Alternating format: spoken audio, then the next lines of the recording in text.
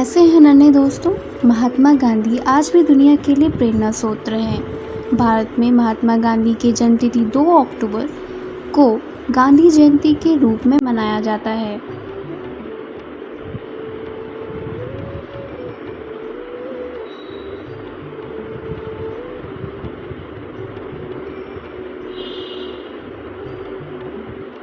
यह दिवस दुनिया भर में अंतर्राष्ट्रीय अहिंसा दिवस के रूप में भी मनाया जाता है।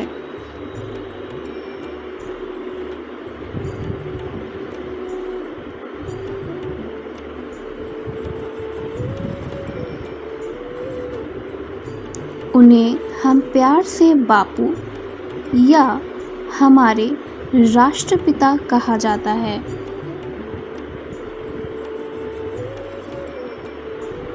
उनका पूरा नाम मोहनदास करमचंद गांधी था। उनका जन्म साल 1869 में पोरबंदर गुजरात में हुआ था।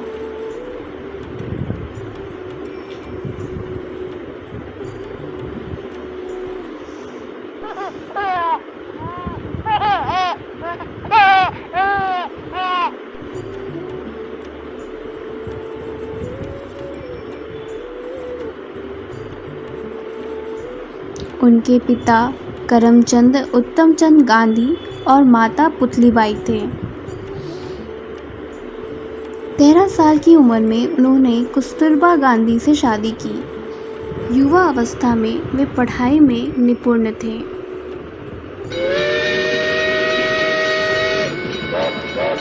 उन्होंने कानून की पढ़ाई के लिए इंग्लैंड की यात्रा की और 20 वर्ष तक दक्षिण अफ्रीका में इसका अभ्यास किया।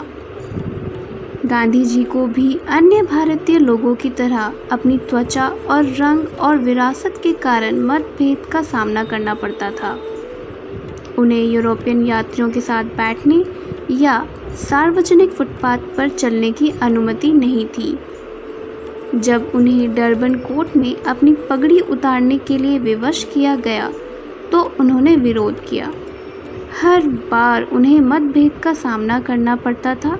विरोध या इनकार करने पर उन्हें पीटा गया और ट्रेन से फेंक दिया गया। इन घटनाओं ने उन्हें समान अधिकारों के लिए अभियान चलाने और भारतीय के साथ दुर्व्यवहार के खिलाफ लड़ने के लिए प्रेरित किया। साल 1915 गांधी जी भारत लौट आए। उन्होंने भारतीय समस्या, राजनीति और हमारी स्वतंत्रता के लिए संघर्ष से परिचय कराया गया, जहां उन्होंने अपने जीवन के शेष वर्ष भारतीय स्वतंत्रता और साथ ही साथ भारत के सबसे गरीब वर्गों के जीवन को बेहतर बनाने के लिए बिताया।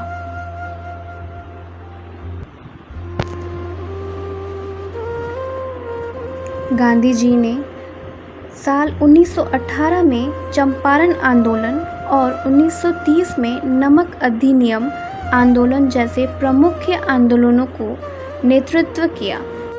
उनका दृढ़ विश्वास असहयोग, अहिंसा और शांतिपूर्वक प्रतिरोध में था। वह एक आत्मनिर्भर आवासीय समुदाय में साधारण रूप में रहते थे। गांधी ने सफाई और स्वच्छता को गांधीवादी जीवन शैली का एक अभिन्न अंग बनाया। उनका मानना था कि शारीरिक स्वास्थ्य और स्वस्थ वातावरण के लिए स्वच्छता सबसे महत्वपूर्ण है। इसे घर और सार्वजनिक स्थानों पर बनाए रखा जाना चाहिए। गांधी जी शांति और नागरिक अधिकारों का एक अंतर्राष्ट्रीय प्रतीक हैं। इसीलिए उन्हें महात्मा नाम दिया गया।